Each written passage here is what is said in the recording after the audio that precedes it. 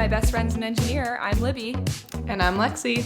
And today's episode is going to be all of the advice that we wish we knew going into freshman year. So if you are a freshman in college and you're majoring in something STEM related, we personally majored in engineering. This is going to be all of the advice that we wish we had. So Lexi and I are just going to go back and forth, giving you our best tips and tricks. But before we get into it, Lexi, how has your week been? Give us an update. Let's start off the episode with our Tea of the Week segment.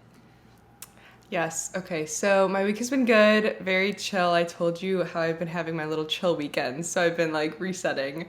So it has been so nice. And my sister started her season, her tennis season. So now I've been like back at the high school that I went to, and I went through the tennis program too. So it's so weird being back. It's the same coach. So it's just like a very like stay-at-home mom vibes. I go to her little games with my coffee on Saturday mornings. I'm like, oh, this is so cute. So, Cute. But That's yeah, so wholesome. So wholesome. So we've been wholesome. Other than that, we've just been chilling. Nothing too crazy. We dealt with the audit issue. I think I brought that up last week of like being scrutinized and like trying to fix that observation. So we got that all handled. So work-wise, we're all good. I might be getting a project in New Jersey, which I'm excited about. So might have some travel coming up. But yeah, other than that, just very, very chill. So. Does that mean that you would be traveling to New Jersey, like to go to the site in New Jersey? Because I know you had a project in Wisconsin, and you've been traveling to Wisconsin. So is that kind of the same thing that it would look like? Yes, I think so. I think obviously I'll have to stay there for an extended time, but I love it because it's right next to the beach. so I love it there. Oh my The area gosh. is so cute. But this one, it's weird because, so for validation, you can either just draft the protocols and like talk about the strategy, or you can execute as well. So I told you how in DC I was executing a lot of these protocols, and now I don't really do that. I kind of just draft everything and make sure that the project is running smoothly and the operators do the execution. So for the New Jersey site, they want me to do the execution, which I've never done on like this specific type. So we'll see. I don't know if I'm so excited about that, but we'll get back in our little marshmallow suits, so maybe I'll have some more content in the clean rooms. Yeah, what do you like better, the execution portion or the drafting portion? 100% the drafting. I do not like the hands-on. I now looking back at my DC job, I was so nostalgic. You know, I miss it and everything, but thinking about doing the same routine tests, because these were like 20 bioreactors we were working with. So it was the same thing over and over again every single day. So it just got really, really just repetitive at some point. So that's the only reason I didn't really like it, because I'm like, okay, this is literally the same thing I was doing for 9 hours yesterday. So great experience though. Learned a bunch, especially with that type of equipment. But I do not mind the drafting sitting at my desk. So I got all my execution out in my first job. Like, no more. Out of your system. Yeah, I'm like, oh, I got it out. But how about you? How was your week? You've been busy, I feel like. I have decided that I need to take my wardrobe seriously, because this is my issue. And Lexi, you know me, all throughout college. I love the staple pieces, okay? I love the crazy flare jeans. I love the insane graphic tee. I love the neon Sherpa jacket. But you know what? You can only wear those things with like one outfit. And typically it's not work appropriate, or you wore it like the last week and you don't want everyone to see you in that outfit again. So I decided this fall I'm like taking a capsule wardrobe, especially for work, so seriously. I haven't done it yet, but I've been in the process. I've been doing some shopping at Abercrombie, and Abercrombie has really good stuff for work because it's all just like so basic. And I don't know about you, but I feel like growing up I got this, like, there was this stigma where it was like, oh my God, don't get the same shirt in 2 different colors. Or maybe that was just a thing my mom said. I don't know. Did your mom say that to you? Like, don't buy the same thing twice? Well, I don't know if she said anything, I'm sure she did. She's probably like, stop shopping. But I never wanted to, because I didn't want to have, like, I wanted to have different things, and I would think it's like a waste to have. Yeah. But now I'm like, okay, now I see the, benefit of having that. And I have like this, like the shirt I'm wearing right now, I have it in 4 different colors from Amazon. Yeah, so we've changed our ways. Abercrombie has like this little basics section. So I went through and I got like a light wash, a dark wash, and a black pair of jeans. Then I got like some basic long sleeves. I got some like basic like little pullover jackets that I could layer with them. And then I got like a couple basic tops. And I told Brett that he's going to appreciate that I'm doing this because every time we have somewhere to go, every time, it takes me like an hour to get ready. I end up like freaking out and being like so frustrated and be like, oh, I have nothing to wear. And so I told him, I was like, Brett, this fall, I am going to take a picture of myself in 3 outfits that I like, and I'm going to keep them in a binder in my closet. And then next time, anytime we have to go somewhere, I'm just going to open up my little binder and be like, yes, I can wear one of these 3 outfits. And then I'll just pick them out, and then we'll be good to go. And it won't be like an hour waiting for Libby to get ready. So that's also on my bucket list goals for this fall. Okay, I actually have been thinking about doing something similar, and I just thought you just totally made me feel so much better about this because I'm thinking, oh my god, I'm crazy, like too type A.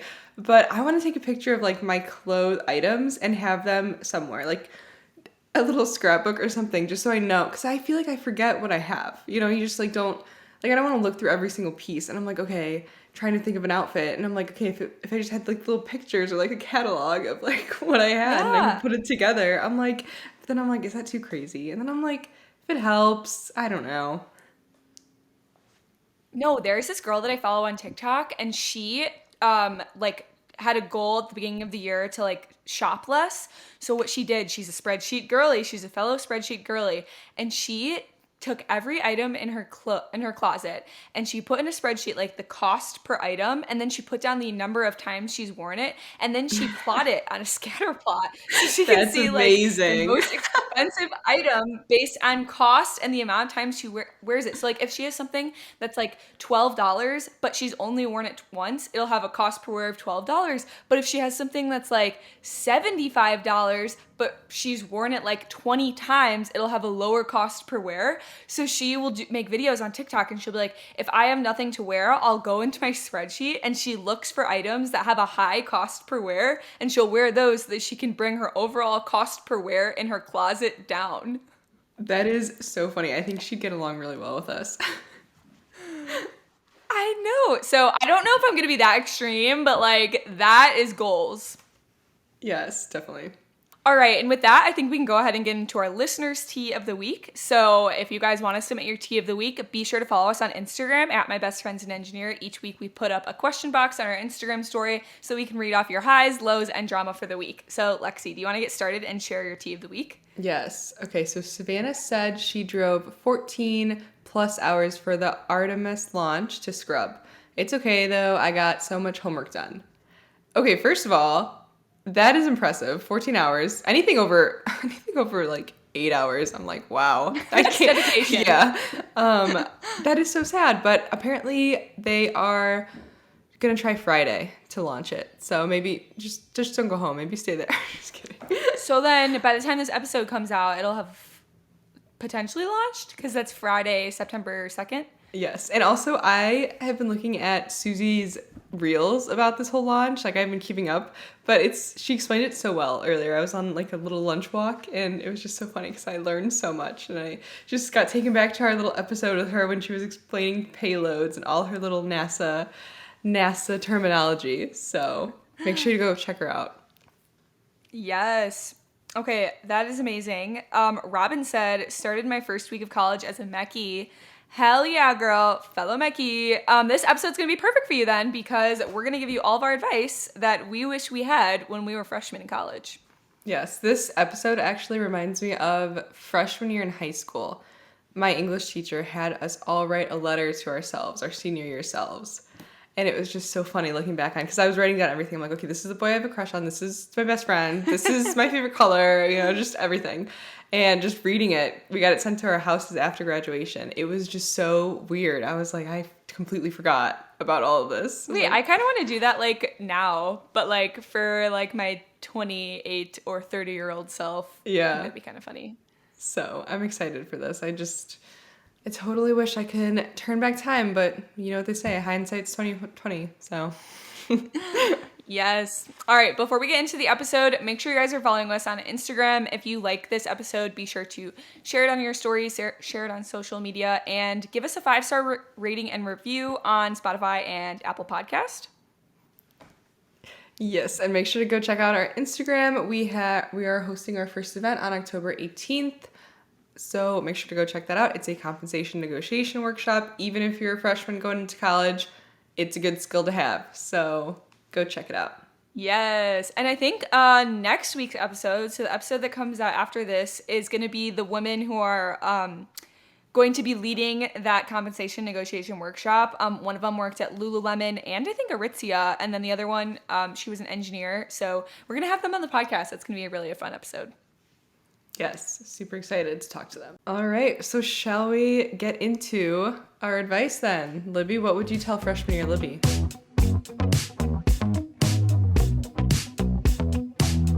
Yes. Oh my God, so many things. First of all, I just want to say, like, if you're listening to this and you're a freshman and you're feeling really naive, we all are naive when we're a freshman, and don't even worry about it. I think it's so funny, like, thinking back to some of the things that I did. I don't know. I wish that I had something like this to listen to. So my first piece of advice is to introduce yourself to every single professor after class within the first 2 weeks. So I did this in freshman year because I was a student athlete and I missed like a total of a month and a half to 2 months of school in each semester for my sport. So I did it, like our coaches had told us to do this because I was going to have to frequently go up to these professors and tell them I was missing class and like was going to need the homework or was going to need the notes, etc. But I continued this habit throughout like all of college, and I think this is just something that everybody should be doing.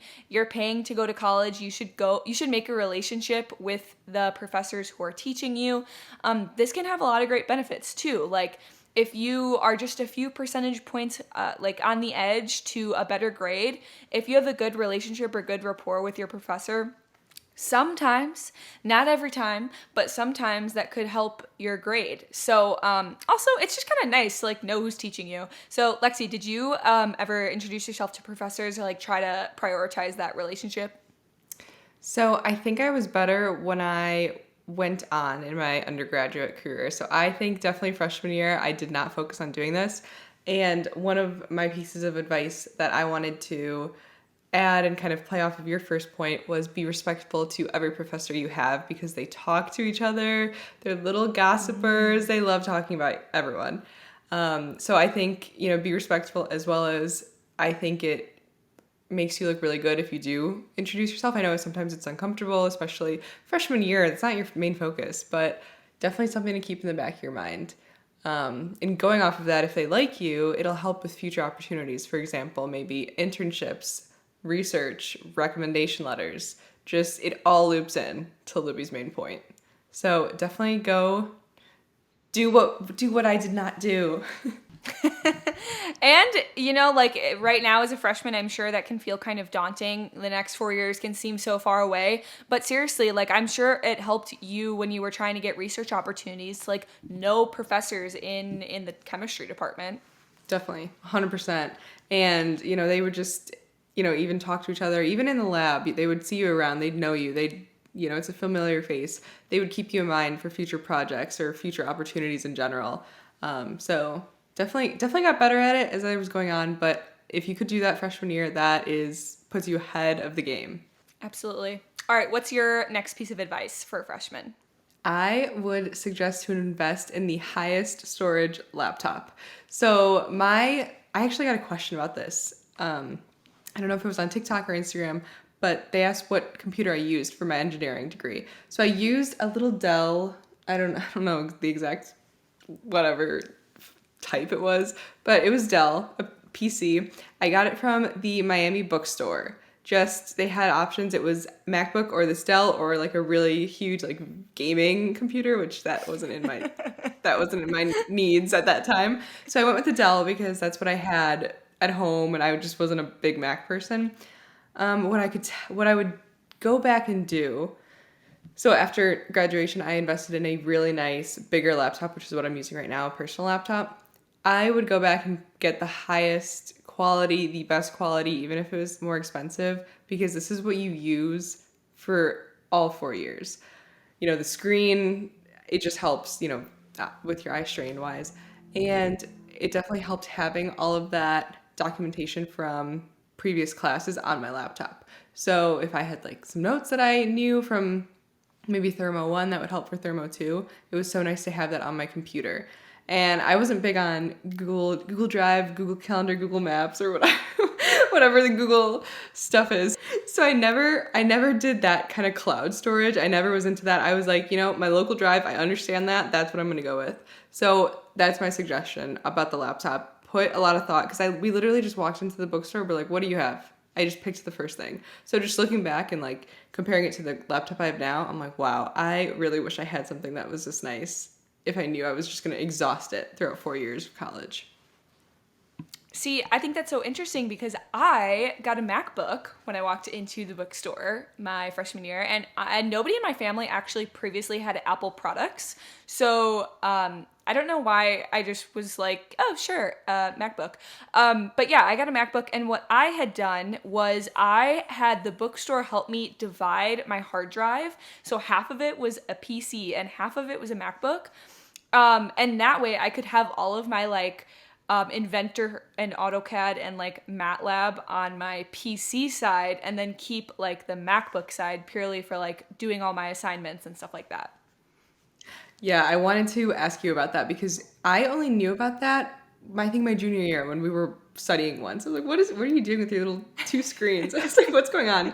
I didn't even know you could do that because the way I picked the Dell was, 1, okay, I was familiar with it, and 2, because I asked them straight up, what is better for engineering software? So for me, it was more ChemCAD. I really didn't have any crazy software as a chemical engineer.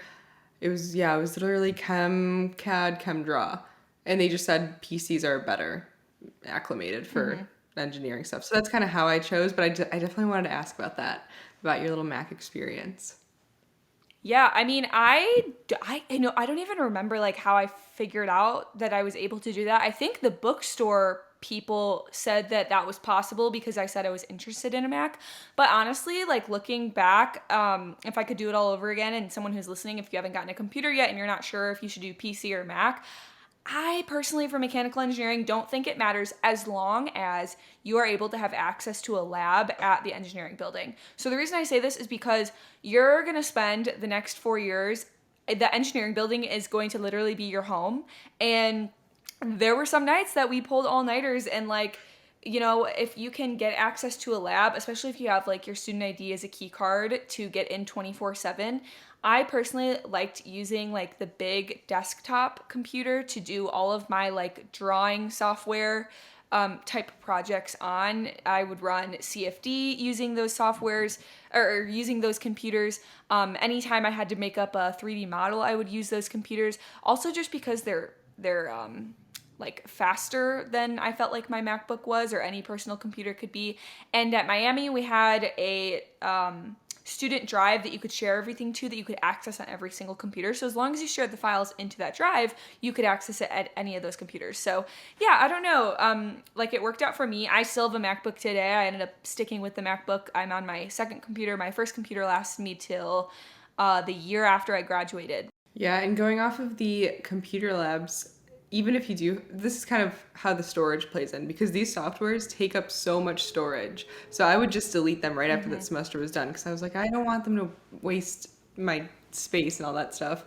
So if that is an issue, if you don't have storage, then just go to these computer labs, and it's so helpful because you don't even have to bother with installing it, slowing down your computer, and yeah, you get a bigger desktop screen, like you said. So all right, enough about laptops. What's your next piece of advice? So I guess maybe kind of sticking with the laptop theme, but if you haven't before, make sure you're using Google Calendar. So I know that everyone plans out their days, their weeks, their months differently. There's definitely so many different types of strategies that you can utilize, but I personally used Google Calendar. And the way I did this was I would put in at the beginning of every semester, like in the first 1 or 2 weeks, I would go to the library, I would sit down, I would have my class schedule pulled up. At this point, I had gone to every class at least once, so I had the syllable with all of the syllable. I had the syllable. I had the syllabus. You had the one syllable. I had the syllabus with all the professors' office hours information on there. So I would sit down, I would open Google Calendar, and I would, for each day, I would pull up like the week view,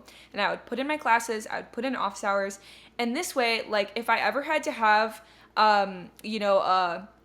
what is it called? A group project. If we ever to meet for a group project, if I ever met with a study group, if I ever was doing any sort of extracurricular where, like, for example, Theta Tau, we had, when you're rushing Theta Tau, you have to do interviews. Like, anytime I ever had to set something up, that way I had my class schedule, I had my office hour schedule, I had my study group schedule, then I was able to put in, my exams and quizzes, and you can set calendar reminders. So I would set a reminder like a week or 2 weeks in advance that would pop up on my screen, and then it would stay in the top corner of my computer being like, you have this exam coming up. So definitely, if you haven't checked it out, I would recommend utilizing Google Calendar. If you don't want to do something like that, at least look into some sort of agenda or planner. Like, at this point in your life, you're an adult. Nobody's going to tell you to go to office hours. Nobody's going to tell you to go to, your study sessions. But again, you're paying for college. So in my mind, you want to, put in what you want to get out of it. So,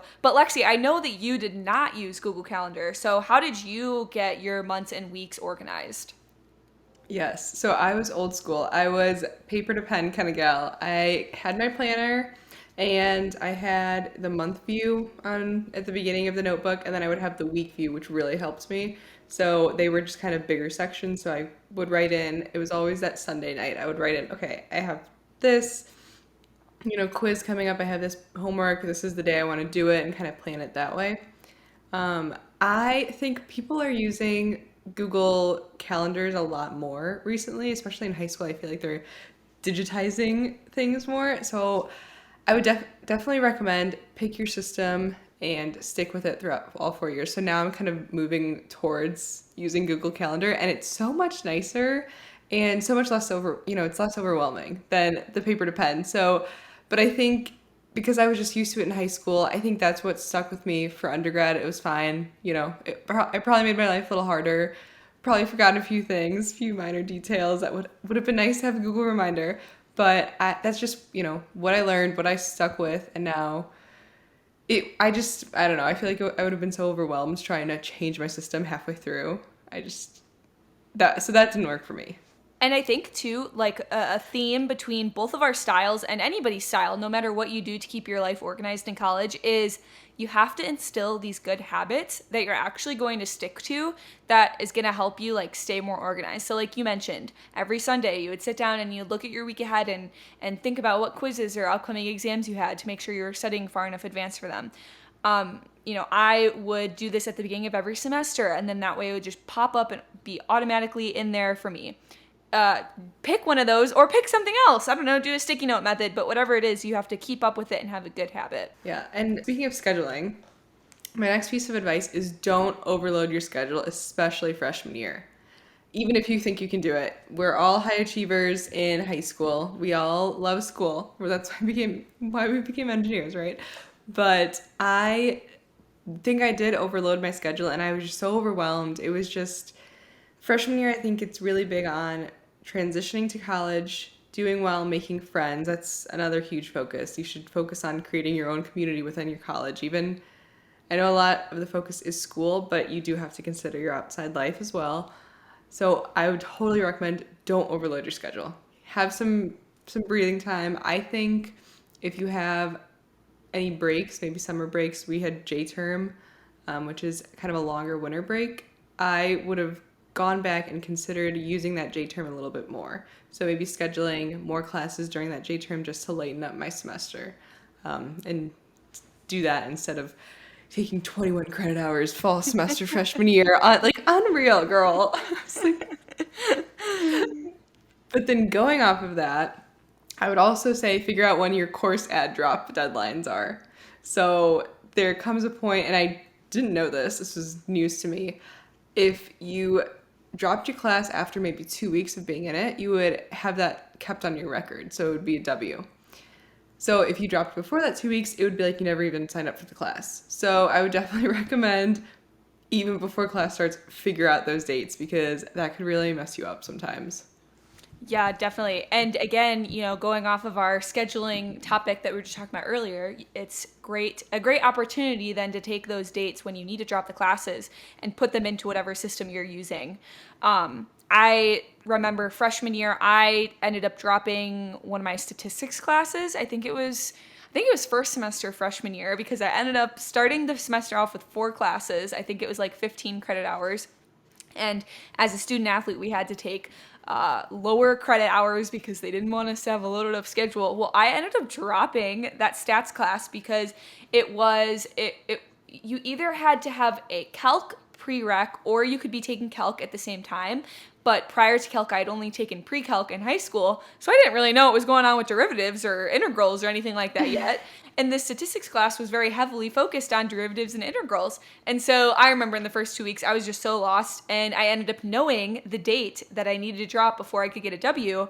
And so I made sure to call my counselor up and be like, hey, how do I drop this class? Because this is just not working for me. So yeah, definitely recommend doing that.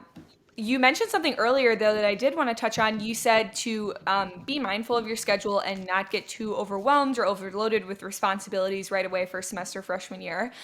Something, I guess, maybe to contradict that a little bit, or maybe to or to be aligned with it, whatever you want to say, is to make sure you're going to your extracurricular fair. So at Miami, it was called the Mega Fair. This was at the beginning of every semester, and it was where all of the organizations and clubs would get together, usually in the quad, and have these little booths set up and representers, people that represented each of the organizations would be at these little booths, and you could go and learn about all the organizations, like when their meeting schedules were, what their mission was, what they did in the organization.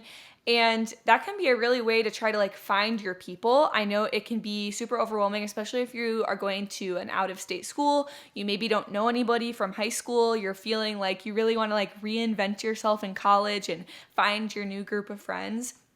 The mega fair, or your extracurricular club fair, can be a really great location to find these people who will generally have the same interest as you, depending on what club you're looking to join. And you can find clubs like Theta Tau. You guys know we talk about Theta Tau all the time, but there's so many other engineering or science, math, STEM type organizations out there that you can join, that you can find if you go to these types of fairs. I think that totally aligns, because thing that I wanted to focus on was school is very important, but that shouldn't be the only thing you focus on. So I found out about Theta Tau through the Mega Fair. I was like, what is this fraternity that is professional? How can fraternities be professional? And I wouldn't have heard about it other than seeing it at Mega Fair. So I think that's a really good point, because again, you get a lot of your opportunities through some of these organizations as well. And probably one of the most important things that you get out of this are the relationships that you have, friends for life. Friends for life. Friends that make podcasts together to get emotional and cringy. But it's true. And it's just, I think it's very easy to forget about that, especially, I'm the type of person, and I guess we don't have to go to the next point, but one of the main pieces of advice would be, don't put your life on hold for studying or exams, and you just got to make sure to just take a step back. And I know that is one thing I struggled with so badly during school. I feel like this could potentially be somewhat of a controversial topic, especially for students listening who are going into engineering or STEM. But I need to emphasize to you, if you're listening, I did not make it through college as a mechanical engineering major without having some sort of social support system. So if you're listening to this podcast and you're like, oh my gosh, these ditzy little girls think that they can have a social life while doing an engineering degree, you have to, or you're going to go crazy, or you're going to change your major. And this is coming from somebody who never changed her major. I went in as mechanical engineering and I came out as mechanical engineering. And I totally, wholeheartedly believe that if I hadn't joined Theta Tau, a professional engineering fraternity, and met other people that I could not only study with, have study groups, know in my classes, but also go out with, have a wine night with, be at the library with, get dinner with, I would not have survived college. I probably would have dropped out. Okay, I'd be a college dropout right now if it weren't for Theta Tau. You heard it here first. Yes, I agree. And it's so funny because I remember sitting at orientation going into freshman year, and this professor told me, you need friends that are engineers. And I was so frustrated with that comment. I said, because a lot of the people I knew going into school, they were not engineering majors. It was just a weird comment. I don't think I took it well. I was like, okay, no, don't tell me who I can and can't be friends with. But he did have a point, because some of the people I spent the most time with were in the engineering building, just those all-nighters, and maybe they weren't necessarily chemical engineers, but they were just STEM majors. And that's also one thing I want to touch on. Definitely be friendly with everyone in your classes, and don't just focus on making friends in a specific type of major or in a specific club, but be aware that the people that you will be spending the most time with likely are going to be in a similar major as you. All right, I think that's all we wanted to cover on like the friend and the social life aspect of like advice that we want to give to freshmen. But Lexi, what is your next point for pieces of advice that freshmen can take who are going into college? Yes, so going off of your point of go to Mega Fair, I would say go to Career Fair. So I know that this is also a controversial topic because all these people are, there are so many different views. So a lot of the views that I got my freshman year were, don't waste your time. No one's going to talk to you. No one's going to look at you. And that is true. They really probably won't, honestly. But I think it is really good experience. So even if no one talks to you, even if an employer doesn't look at you twice when they find out you're a freshman, I think you get to see the environment. You get to see how people are dressed, how they're presenting themselves, how their resumes kind of look, even if you're not reading them, how they're talking with these other companies and how they're networking. And then the following year, when it matters a little bit more and you have a little bit more on the line, you're a bit more comfortable than others might be if that was their first time walking into that environment. Because I remember me as a little freshman, I got my JCPenney clothes because I didn't bring any professional development clothes at all. So I ran to JCPenney outside of Oxford, Ohio, because that was the one place we could find. And I walk in and I was just so overwhelmed. I felt like I looked silly because I was wearing a pencil skirt. A lot of people weren't really wearing pencil skirts. It was really good. I'm happy to get it out of the system as a freshman. And I went, I think, every single semester. So there's also a fall semester and spring semester career fair, which I would definitely consider looking into in the beginning and kind of figuring out. Maybe they have a specific engineering one. Maybe they have a whole general career fair. But just get some more information about that. And my personal input is you should just go, even if you're just throwing your resume straight into the trash, if that's where they're going to hand it off. But I completely agree with this advice. I definitely think that you should go to career fair. Pretty sure the only reason I went to career fair is because Julie dragged me to career fair and she said, you are coming to career fair. I don't care if you're a freshman. And same thing, I did not come prepared with professional development clothes. I don't think you need to. Like if you're listening to this and you have anxiety, like, oh my God, I didn't bring clothes. Like I think it's fine because what I did is I went knocking on all the doors of all the girls in my dorm, and I was like, okay, does anybody have closed-toed kitten heels that I can borrow that are like in my size? Cool, found those, check. Then I like found someone who had like a modest length, like modest appropriate dress. Check. I found someone who had a blazer. Check. Like I didn't wear any of my own clothes going to my first career fair, and exactly what you said.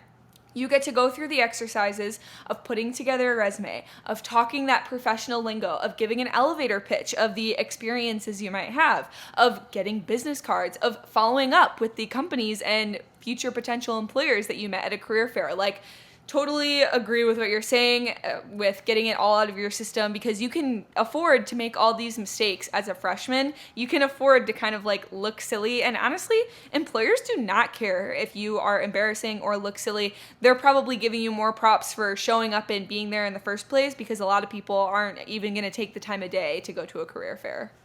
Definitely. And they just talk to so many people that it might hurt to hear it, but they're not going to remember you.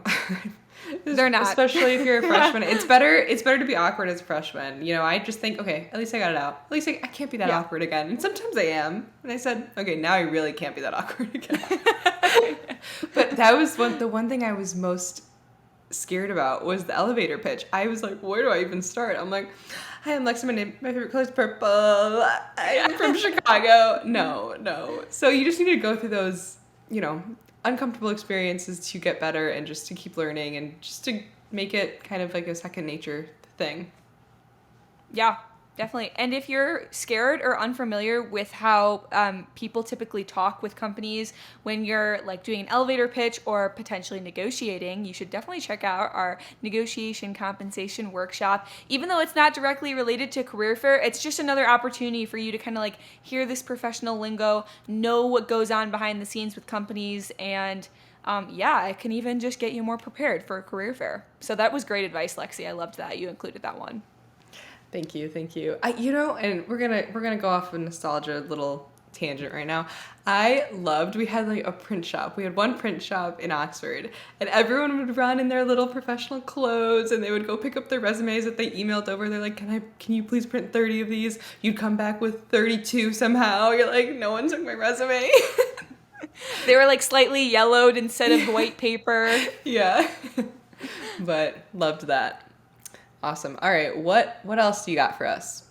Freshman year Libby, what does she need to hear? Freshman year Libby, somehow she got Chegg, okay? I don't know how I discovered Chegg, probably through Theta Tau again, but somehow I convinced myself to get Chegg. And I don't even know how I had Chegg all 4 years of college, because it is a monthly subscription, and you know me, I was working through college and somehow I was able to afford that Chegg subscription. Could I afford a nice home cooked meal? Nope, I was eating beans and rice that I could afford that Chegg subscription.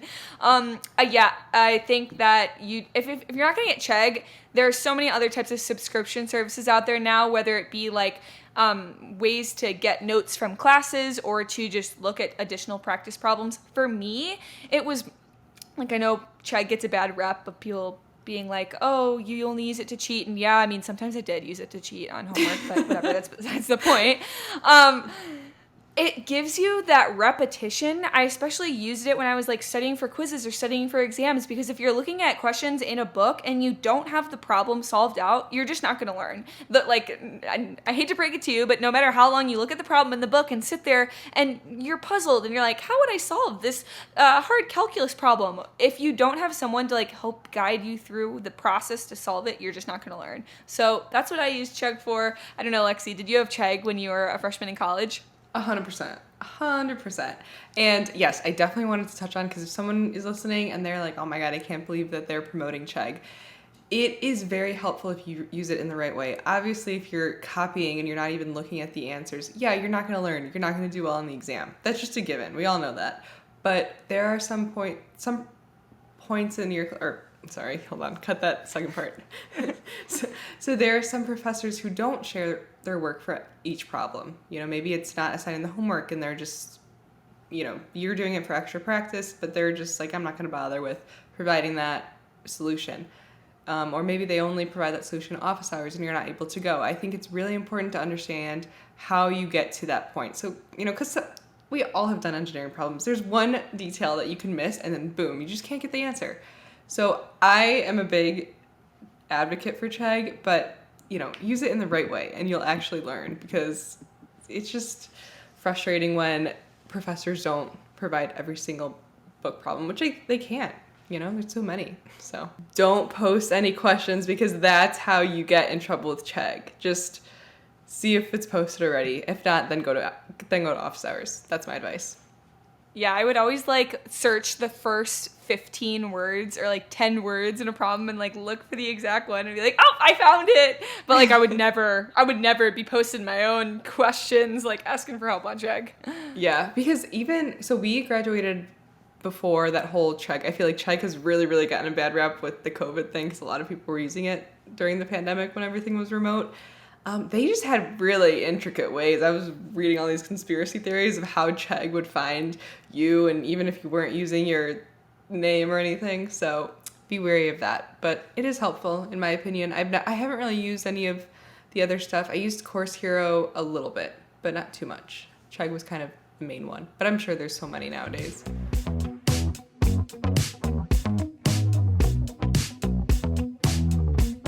All right, and with that, I think that pretty much wraps up the major pieces of advice that we would give to our freshman year selves. And if you yourself are listening and you are a new freshman in college majoring in something STEM related, I hope that you could take some actionable steps from this episode and actually improve your first few weeks as a freshman in college. Yes, and just remember, have fun. It's not that serious.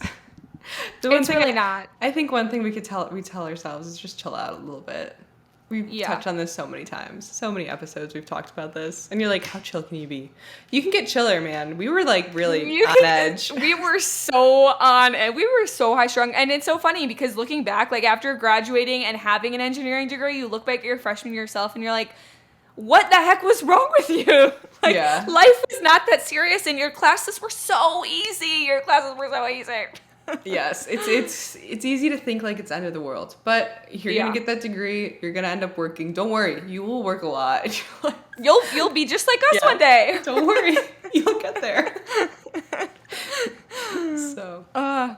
All right. Well, if you guys liked this episode, be sure to leave a 5-star rating and review and share it on your social media. Share it with a new freshman in college. Share it with your friends, your new friend group in your new dorm or in your new engineering classes. And hopefully you can take some steps from this episode and it can help you a lot.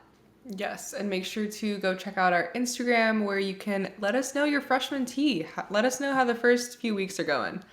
But we usually post it whenever we record, so stay tuned. Those are on our stories. And like we mentioned, we have our compensation negotiation event coming up, which is also linked in our bio. But if they want to tell you some freshman year tea, Libby, where can they let you know? So you guys can follow me on Instagram and TikTok at Libby Beyond the Label. And if you're feeling like you want even some more advice as a freshman, you can send me an email at libbybeyondthelabel@gmail.com. Lexi, where can they find you, especially if they're chemical engineers and they are new freshmen in college? Yes, all the chemical engineers can find me at Engineer Lexi on Instagram and TikTok and engineerlexi@gmail.com. I love emails. I always refresh and I never get any on my Engineer Lexi account. It's all the promos. It's all like, Libby B invited you to the book club. I'm like, okay. Awesome. I'm like, okay, can someone else talk to me? I'm like, who else wants to talk? Amazing. All right. I think with that, we can close out today's episode. I'm Lexi. And I'm Libby. And thanks for listening to my best friends and engineer.